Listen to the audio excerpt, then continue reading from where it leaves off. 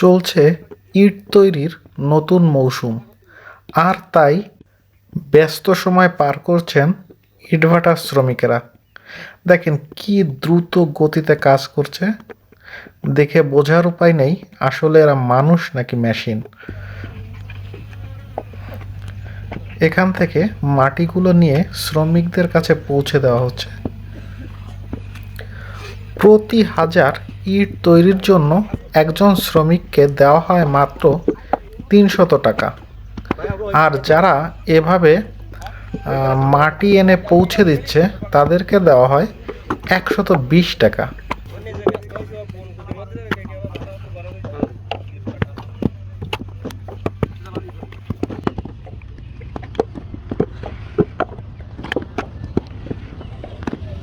ভাই ১,০০০ ইট কাটলি কেমন টাকা দেয় ভাই?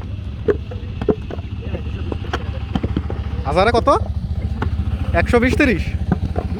২০০।